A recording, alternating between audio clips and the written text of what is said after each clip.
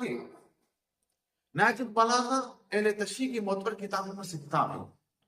ان کی بہت سے شبہات لکھی گئی اپنے ابن ابی الحدید بھی ہے. اسی طرح ابن عبد المجید کی بھی حدیث روایت نہج البلاغہ کی شرح ہے جو متوفا 652 ہجری ہے. اس نے کہا مختلف فی مولود علی فی العین قانا وقصیر من الشیعہ یزعمون انه ولد فی الکعبہ والمحدثون لا يعترفون بذلك. اس نے نہج البلاغہ کے شرح میں وضاحت یہ بات لکھی کہ بہت سے شیعہ حضرات کا گمان کرتے ہیں کہ حضرت علی رضی اللہ تعالیٰ عنہ کعبۃ اللہ میں پیدا ہوئے، حالانکہ یہ ان کا گمان ہے. وہ تمام محدثین اس بات کا اعتراف کرتے ہیں کہ وہ بیت اللہ میں جو کعبۃ اللہ شریف میں اس کی ولادت نہیں ہوئی. یہ شیعہ محدثین کی روایتیں ہیں. اور پھر اسماء الرجال کی کتابیں جہاں پر حکیم بن حزام رضی اللہ تعالیٰ عنہ ذکر آتا ہے تو وہاں مولود کعبہ لکھا جاتا ہے، لیکن حضرت علی رضی اللہ تعالیٰ عنہ کے بارے میں کسی محدث نے یعنی شیعہ و اسماء کا کتاب شیعہ حضرات کی ہو، حافظ کی ہو یا اہل سنت جماعت کی ہو، کہیں بھی انہوں نے حضرت علی رضی اللہ تعالیٰ عنہ کو جو ہے مولود کعبہ نہیں لکھا. پھر یہ جو طبری وغیرہ میں ہے، تاریخ کی کتابوں میں ہے، تو وہ بات جو مولود کعبہ والی ہوئے ہے بغیر سند کے بیان کی گئی ہے اور کیلے سے بیان کی گئی ہے. اور یہ کیلے سے جو روایت بیان کی جاتی ہے اس کی کوئی اہمیت نہیں ہوتی اور وہ جو ہے ایک مشہور جو ہے بات ہوتی ہے.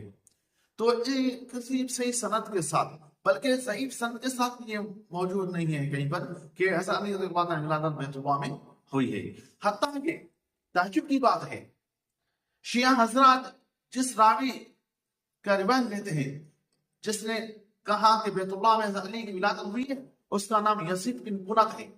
یزید بن قنت ہے جس کے بارے میں شیعہ محدثین خود اعتراف کرتے ہیں عاش مشرکن ومات مشرکن، مشرکانہ زندگی اس نے گزاری اور جب مرا تب مشرک ہو کے مرا.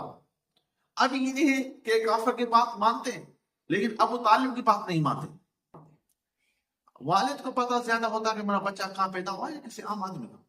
تو ابو طالب سے روایت ہے، شیعہ حضرات خود کہتے ہیں کہ مکہ مکرمہ میں ایک جگہ لکھا ہوتا ہے جہاں آزا مولود علی امیر المومنین بن شعیب بن ابی طالب. شعیب بن ابی طالب میں جو ہے اس جگہ پہ حضرت علی کی ولادت ہوئی اور اس جگہ پہ بذات خطوان لکھا ہوتا تھا کہ حضرت علی رضی اللہ تعالیٰ نے یہاں پر پیدا ہوئے.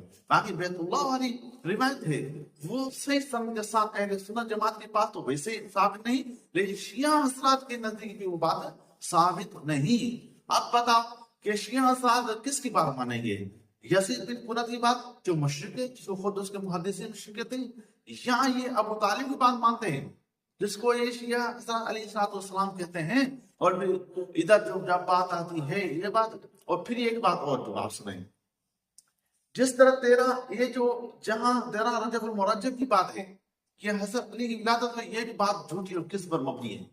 وہ کیوں؟ وہ اس وجہ سے جہاں مولود کعبہ کا ذکر ہے اسی سند کے ساتھ 13 رجب المرجب کا بھی ذکر ہے، تو پھر جب وہ بات جھوٹی ہے تو یقیناً یہ بات بھی جھوٹی ہے.